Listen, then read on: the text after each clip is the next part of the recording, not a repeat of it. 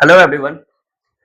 तो आज हम लोग ह्यूमन हेल्थ एंड डिजीज का कल जो है बैक्टीरियल डिजीज देखे थे। आज हम लोग वायरल डिजीज देखेंगे। तो वायरल डिजीज में लिख लेना वायरल और प्रोटोजोअन डिजीज आज देखेंगे। सबसे पहले हेडिंग डाल लेंगे कॉमन कोल्ड।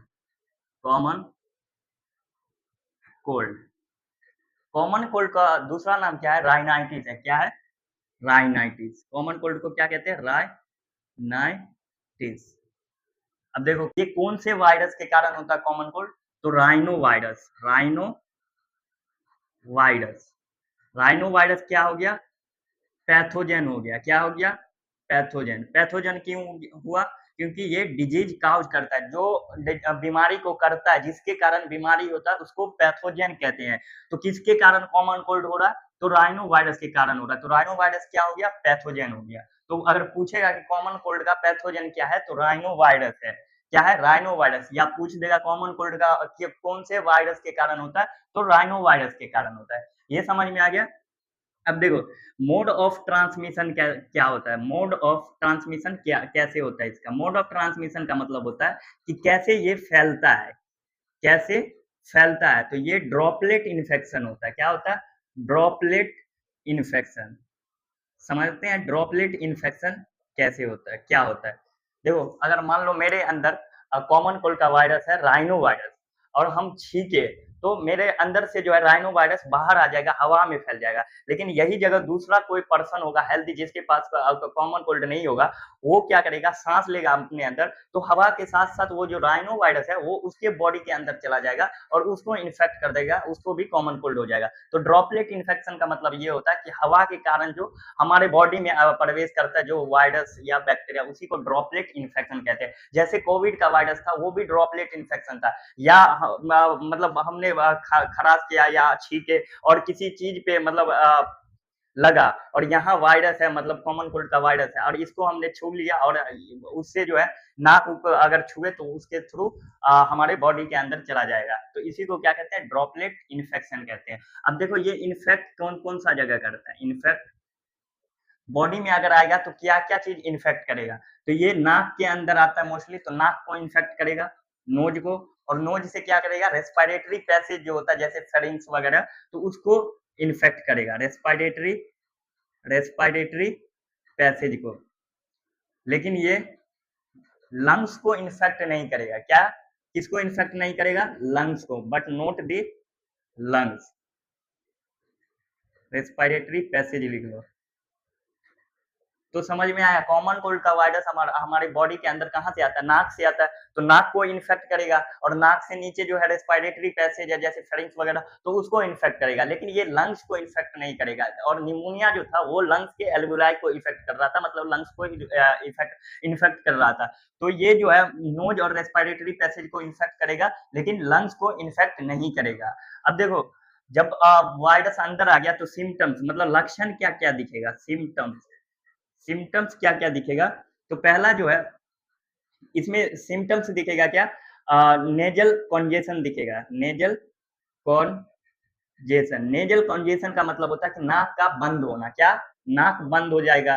नेजल डिस्चार्ज होगा। नेजल डिस्चार्ज का मतलब होगा कि नाक से पानी का बहना, डिस्चार्ज। फिर क्या हो गया? गले में खराश होता है, सॉर थ्रोट, खराश का होना गले में। फिर क्या हो गया? हॉर्सनेस, आवाज का भारीपन या आवाज का बैठना। जैसे कहता है ना सर्दी हो गया तो आवाज बैठ गया, वही उसी को शॉर्ट थ्रोट हॉर्सनेस बोलते हैं, हॉर्सनेस। और क्या हो गया? कफ हो सकता है या हेडेक होगा। ये सब क्या है? सिम्टम्स है। और ये कॉमन कोल्ड का वायरस जो है ये यूजुअली 3 से 7 दिन तक रहता है। मतलब सर्दी जो है, सर्दी जुकाम जो है वो यूजुअली 3 से 7 दिन तक रहता है, उसके बाद ऑटोमेटिक ठीक हो जाता है। Usually last for 3 to 7 days, और इसके बाद ऑटोमेटिक ये सही हो जाता है। तो कॉमन कोल्ड यही था। अब देखते हैं प्रोटोजोअन डिजीज, मलेरिया देखते हैं, मलेरिया क्या होता है। तो हेडिंग डालेंगे मलेरिया।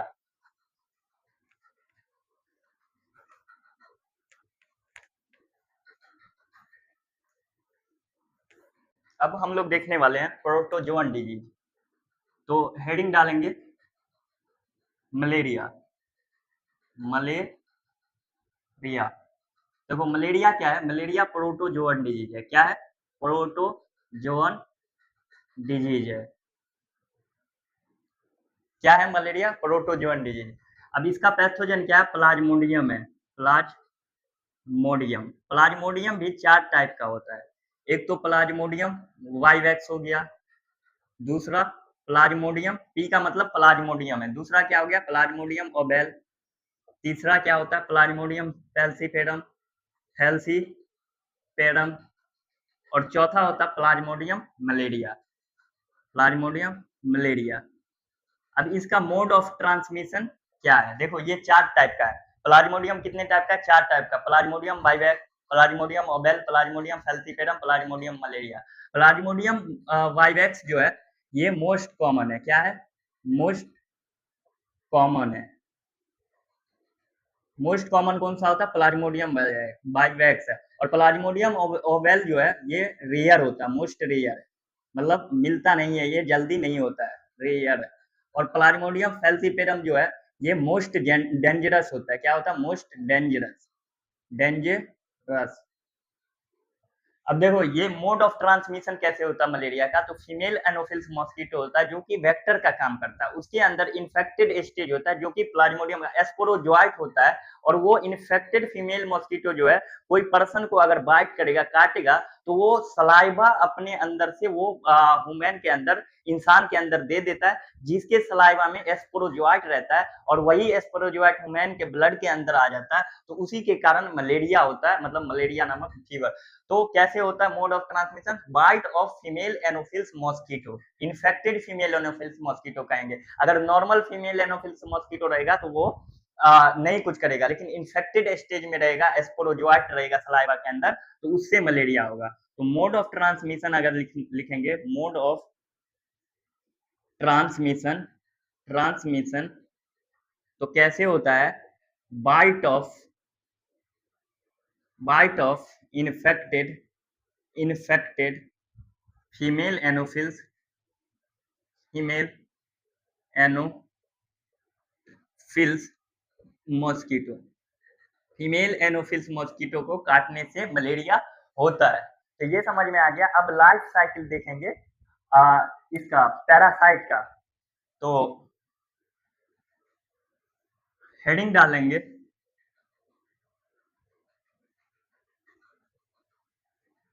मलेरिया कैसे कैसे होता है उसी का लाइफ साइकिल देखेंगे। लाइफ साइकिल, लाइफ साइकिल देखो पहले लिखना है कि प्लाज्मोडियम जो है, प्लाज्मोडियम का ही लाइफ साइकिल देख रहे हैं। प्लाज्मोडियम इंटर्स करेगा, देखो यहां से लिख लो छोटा,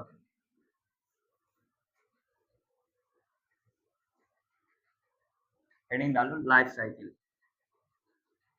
लाइफ साइकिल। देखो प्लाज्मोडियम जो है, प्लाज्मोडियम इंटर्स कहाँ करेगा? इंटर्स the human body, human body किस फॉर्म में इंटर्स करेगा? एट एस्पोरोजोइट, एस्पोरोजोइट। एस्पोरोजोइट क्या है? इन्फेक्टेड स्टेज है, इन्फेक्टेड स्टेज है। देखो प्लाज्मोडियम जो है ह्यूमन बॉडी के अंदर इंटर्स करेगा, और वो कौन फॉर्म में? जब एस्पोरोजोइट के फॉर्म में रहेगा, इन्फेक्टेड स्टेज में रहेगा, तो यही एस्पोरोजोइट फीमेल बॉडी के अंदर आएगा। और किसके थ्रू, कैसे आएगा? तो bite of female anopheles mosquito, female anopheles, anopheles mosquito, mosquito, infected female anopheles mosquito लिख दो, इन्फेक्टेड फीमेल एनोफिल्स मॉस्किटो के कारण ये आएगा एस्पोरोजोइट। अब एस्पोरोजोइट कहाँ चला जाएगा? एस्पोरोजोइट लीवर सेल में चला जाएगा। तो एस्पोरोजोइट, एस्पोरोजोइट रीचेज दे लीवर सेल, कहाँ पहुंच गया एस्पोरोजोइट? लीवर सेल में। किसके थ्रू? ब्लड के थ्रू जाएगा, थ्रू ब्लड, ब्लड के थ्रू कहाँ चला गया? लीवर सेल में। अब इसको पैरासाइट बोलते हैं। पैरासाइट मतलब जो होस्ट में रहता है। तो पैरासाइट क्या करता है कि लीवर सेल में जाने के बाद एसेक्सुअली रिप्रोडक्शन करने लगता है, और एसेक्सुअली रिप्रोडक्शन इतना करता है कि लीवर सेल जो है फूल करके ब्रस्ट हो जाता है। क्या होता है? ब्रस्ट हो जाता है, और पैरासाइट कहाँ चला आता है? फिर ब्लड में चला आता है। तो यहाँ क्या करता है? रिप्रोड्यूस एसेक्सुअली पैरासाइट लिख दो, parasite reproduce asexually in the liver cell. कहाँ एसेक्सुअली रिप्रोडक्शन करता है? Liver cell of women, liver cell. And इसके बाद क्या करता है? इसके बाद होता है bursting the liver cell, liver cell burst कर जाता है, liver cell, and release into the blood. अब पैरासाइट कहाँ चला आया? ब्लड में। लीवर सेल जैसे ही फटेगा तो फिर वहां से पैरासाइट कहाँ चला आएगा? ब्लड में। अब ब्लड में क्या होता है? WBC होता है, RBC होता है, प्लाज्मा होता है। तो फिर पैरासाइट क्या करेगा? ब्लड में आकर के RBC में इंटर कर लेगा। कहाँ इंटर करेगा? RBC में। तो parasite inter in the RBC, और यहां भी एसेक्सुअली रिप्रोडक्शन करेगा, एंड रिप्रोड्यूस एसेक्सुअली। फिर यहाँ भी आरबीसी में बहुत एसेक्सुअली रिप्रोडक्शन होगा, तो आरबीसी भी फट जाएगा, आरबीसी का सेल फट जाएगा। और यहाँ भी एंड बर्स्टिंग द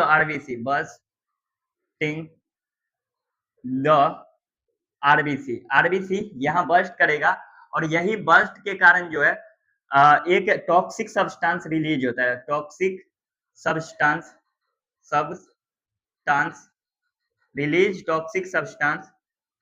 जिसको क्या बोलते हैं? हेमोजुआन बोलते हैं। किसके कारण? बाय रप्चर ऑफ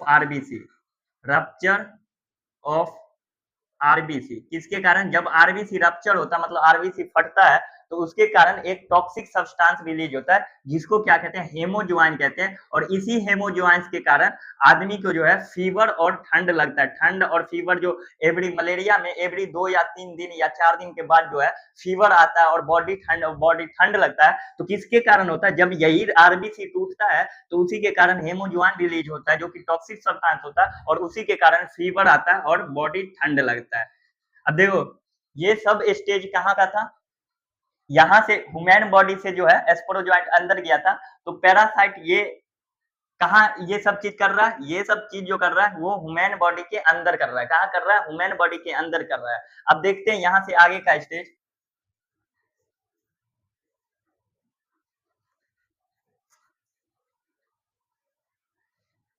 यहाँ हेमोजुआइन बन गया, आरबीसी रप्चर कर गया। अब देखो, आरबीसी के अंदर ही पैरासाइट क्या करता है? वो सेक्सुअली स्टेज डेवलपमेंट करता है, मतलब गैमेटोसाइट स्टेज डेवलप कहाँ करता है? आरबीसी के अंदर ही। तो यहाँ क्या होता है? यहाँ के बाद गैमेटोसाइट स्टेज। देखो, वुमेन के अंदर जो है कौन सा रिप्रोडक्शन हो रहा था? एसेक्सुअली रिप्रोडक्शन हो रहा था। लीवर सेल के अंदर भी एसेक्सुअली रिप्रोडक्शन हो रहा था, और आरबीसी के अंदर भी एसेक्सुअली रिप्रोडक्शन हो रहा था। लेकिन अब आरबीसी के अंदर गैमेटोसाइट स्टेज डेवलप करता है। तो gametocyte stage develop in the RBC कहाँ करता है? आरबीसी के अंदर ही गैमेटोसाइट स्टेज डेवलप करता है। गैमेटोसाइट मतलब सेक्सुअली स्टेज। अब देखो, यहाँ गैमेटोसाइट स्टेज जब जैसे ही डेवलप किया आरबीसी के अंदर, तो अनोदर जो है दूसरे फीमेल मॉस्किटो जो है, फीमेल एनोफिल्स मॉस्किटो जो है, वो इंसान को ये बाइट करेगा, और उसके अंदर से गैमेटोसाइट स्टेज अपने अंदर ले लेगा।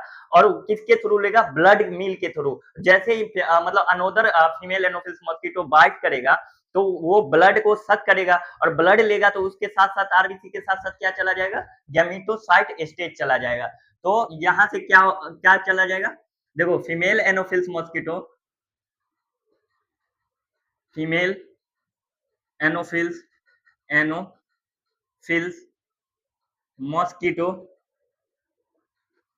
Takes takes with takes take up with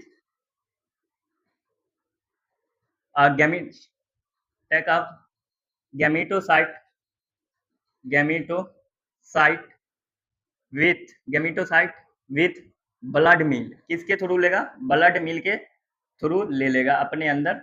और उसके बाद क्या होगा कि फर्टिलाइजेशन, अब तो गैमेटोसाइट स्टेज कहाँ चला गया? फीमेल एनोफिल्स मॉस्किटो के अंदर चला गया। और फीमेल एनोफिल्स मॉस्किटो के अंदर कहाँ पे चला जाता है? गट में चला जाता है। कहाँ चला जाता है? गट में जाता है। और गट में क्या करता है? फर्टिलाइजेशन करता है। और यहाँ से गैमिट बनता है मेल और फीमेल, और वहां पे फर्टिलाइजेशन गट में जब जाता है तो वहां पे फर्टिलाइजेशन करता है। और डेवलपमेंट कहाँ होता है? गट में ही होता है। उसके बाद जो है मैच्योर स्टेज हो जाता है। मैच्योर स्टेज का मतलब स्पोरोजोइट बन जाता है। तो स्पोरोजोइट फिर गट से जो है ट्रांसफर कहाँ हो जाता है? माइग्रेट हो जाता है मॉस्किटो के सलाइवा में, माइग्रेट हो जाता है।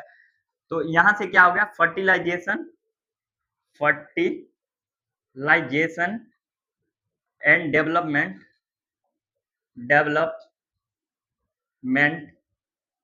कहाँ होगा? Fertilization and development takes place in the gut of mosquito, in the gut of, कहाँ हो रहा है? गट में हो रहा है, मॉस्किटो के गट में हो रहा है। और यहाँ पे फिर मैच्योर स्टेज बन जाएगा। मैच्योर स्टेज बनेगा जिसको क्या बोलेंगे? एस्पोरोजोइट। और एस्पोरोजोइट जो है, एस्पोरोजोइट और एस्पोरोजोइट क्या करेगा? एस्केप करेगा कहाँ? गट से जो चला जाएगा सलाइवा में चला जाएगा। तो कहाँ चला जाएगा? यहाँ लिख देते हैं, गट से सलाइवा में, मॉस्किटो के सलाइवा में चला जाएगा। मॉस्किटो के सलाइवा में चला जाएगा। और यही फिर मॉस्किटो जो है अनोदर अगर वुमेन को बाइट करेगा तो यही सलाइवा के थ्रू जो है ये एस्पोरोजोइट जो है फिर वो दूसरे इंसान के अंदर चला जाएगा और फिर वो भी इन्फेक्ट हो जाएगा। तो लाइफ साइकिल समझ में आया कि प्लाज्मोडियम जो है एस्पोरोजोइट जो है, जैसे ये एस्पोरोजोइट सलाइवा में था, ट्रांसफर हो गया, तो ये मॉस्किटो जो है किसी इंसान को काटेगा तो उसका एस्पोरोजोइट वो इंसान के ब्लड में जाएगा और ब्लड से वो कहाँ ट्रांसफर हो जाएगा? वुमेन के लीवर सेल में, और वहां एसेक्सुअली रिप्रोडक्शन करेगा। और एसेक्सुअली रिप्रोडक्शन करेगा तो लीवर सेल ब्रस्ट हो जाएगा और वहां से जो है पैरासाइट रिलीज होकर के ब्लड में आएगा। ब्लड में आरबीसी रहेगा तो आरबीसी के अंदर जाएगा, फिर पैरासाइट वहां एसेक्सुअली रिप्रोडक्शन करेगा और आरबीसी का सेल भी ब्रस्ट करेगा, जिसके कारण जो है एक टॉक्सिक सब्सटेंस रिलीज होता है जिसको हेमोजुआन कहते हैं। और इसी हेमोजुआन के कारण बुखार आता है और बॉडी में ठंड लगता है। और उसके बाद क्या करेगा? आरबीसी के अंदर ही पैरासाइट जो है अपना गैमेटोसाइट स्टेज डेवलप कर लेता है। गैमेटोसाइट स्टेज क्या होता है कि गैमेटोसाइट मतलब जो कि गैमिट बनाता हो, जो वैसा सेल जो गैमिट बनाता हो उसी को गैमेटोसाइट कहते हैं। तो आरबीसी के अंदर गैमेटोसाइट बना लिया। अब क्या करता है कि दूसरा जो है मॉस्किटो आता है और इंसान को बाइट करता है और ब्लड को सक करता है, तो ब्लड के साथ साथ आरबीसी भी जाएगा। तो आरबीसी गया तो उसके अंदर क्या गैमेटोसाइट स्टेज भी चला गया। अब क्या होता है? वहां पे गैमिट बनता है फीमेल और मेल, और वो कहाँ चला जाता है? गट में, मॉस्किटो के गट में चला जाता है और गट में फर्टिलाइजेशन करता है दोनों। फर्टिलाइजेशन के बाद डेवलपमेंट होता है, फिर मैच्योर स्टेज बनता है और मैच्योर स्टेज को ही एस्पोरोजोइट कहते हैं। और एस्पोरोजोइट जब गट में बन जाता है तो ये माइग्रेट कर जाता है गट से कहाँ? सलाइवा में माइग्रेट, मॉस्किटो के सलाइवा में माइग्रेट कर जाता है। तो यही लाइफ साइकिल था। तो देखो यहाँ दो होस्ट बना। होस्ट क्या है? कितना बना? दो होस्ट। एक तो ह्यूमन बना, मतलब इंसान के अंदर हो रहा है तो ह्यूमन बना, और दूसरा क्या? दूसरा मॉस्किटो बना। तो इसलिए इसको डाइजेनेटिक होस्ट भी बोला जाता है। क्या बोला जाता है? डाइजेनेटिक होस्ट बोला जाता है। अब यहाँ मॉस्किटो जो है वेक्टर का काम किया है। वेक्टर का काम मतलब, वेक्टर मतलब होता है कि जो एक चीज को अपने अंदर लेके दूसरे में ट्रांसफर करता है उसी को वेक्टर बोला जाता है। तो देखो यहाँ डाइजेनेटिक होस्ट हुआ, डाइजेनेटिक होस्ट कौन सा हुआ? पहला वुमेन हुआ, वुमेन, और दूसरा कौन सा हुआ? Female anopheles mosquito, female anopheles mosquito. अब ये जो है वेक्टर का काम भी किया। वेक्टर का काम मतलब एक अपने अंदर कोई चीज लेकर के दूसरे में ट्रांसफर करना, उसी को वेक्टर बोला जाता है।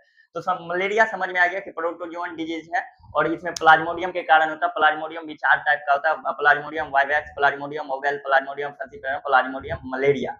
और प्लाज्मोडियम तो डाइजेनेटिक होस्ट, ये समझ में आ गया। अब देखते हैं एक और डिजीज है अमेबिक डिसेंट्री। तो हेडिंग डालेंगे अमेबिक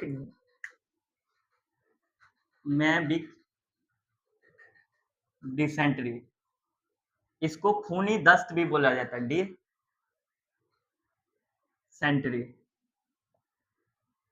क्या बोला जाता है? खूनी दस्त। ये भी प्रोटोजोअन डिजीज है। कैसा है? प्रोटोजोअन डिजीज है। कौन सा प्रोटोजोअन होगा? प्रोटोजोआ होगा int amoeba histolytica. Int amoeba histolytica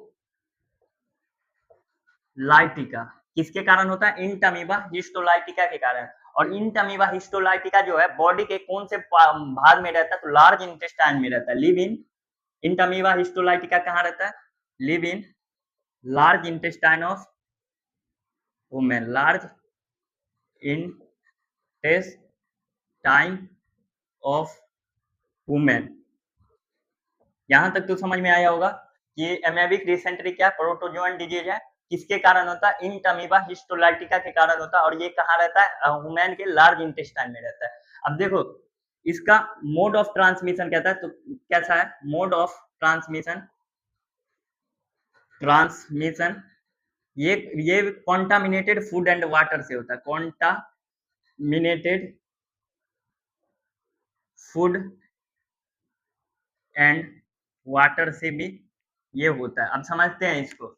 अगर ये इंट अमीबा हिस्टोलाइटिका बॉडी के अंदर लार्ज इंटेस्टाइन में आ जाएगा तो सिम्टम क्या क्या नजर आएगा, मतलब क्या क्या बॉडी में लक्षण दिखने को मिलेगा। तो सिम्टम जो है, देखो ये लार्ज इंटेस्टाइन में है, तो पहला जो है इसमें जो है स्टूल जो आता है, स्टूल जो होता है वो stool with excess mucus, mucus के साथ होगा और ब्लड के साथ, ब्लड कलर के साथ स्टूल पास होगा। स्टूल विथ एक्सेस, इसीलिए इसको खूनी दस्त भी बोला जाता है, खून निकलता है इसमें। Excess mucus and blood clot, blood clot.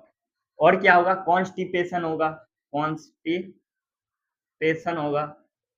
और क्या होगा? एब्डोमिनल पेन करेगा, एब्डोमेन पेन करेगा, क्रैम्प्स होगा एंड क्रैम्प्स। यही सब इसका लक्षण है, सिम्टम्स है।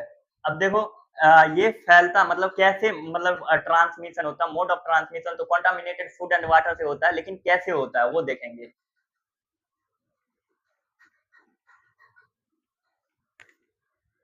देखो कोई इन्फेक्टेड पर्सन है, इन्फेक्टेड पर्सन है जिसके अंदर इंट अमीबा, इन्फेक्टेड पर्सन है। इन्फेक्टेड पर्सन किसको बोलेंगे? जिसके अंदर इंट अमीबा हिस्टोलाइटिका है, जिसके अंदर इंट अमीबा हिस्टोलाइटिका, लाइटिका। देखो जिसके लार्ज इंटेस्टाइन में इंट अमीबा हिस्टोलाइटिका है तो वो क्या करेगा? वो फीसेज पास करेगा। क्या पास? फीसेज मतलब स्टूल पास करेगा। और उस स्टूल में भी क्या आएगा? तो इंट अमीबा हिस्टोलाइटिका आएगा। इंट अमीबा हिस्टोलाइटिका आएगा। किसमें आएगा? फीसेज में। अब क्या होता है यहाँ पे जो है हाउस फ्लाई के कारण, हाउस फ्लाई मक्खी जो होता है, हाउस फ्लाई के कारण जो होता है, बाय हाउस फ्लाई, यहाँ से इंट अमीबा, ये जो हाउस फ्लाई है वो फीसेज पे बैठेगा और वो अपने बॉडी में जो है इंट अमीबा हिस्टोलाइटिका को चिपका लेगा। और ये जो है कहाँ चला जाएगा? ये फूड कोई फूड से बनी प्रोडक्ट, फूड प्रोडक्ट, या फिर जो है वाटर, ड्रिंकिंग वाटर, पीने वाला पानी पे जाकर के बैठेगा।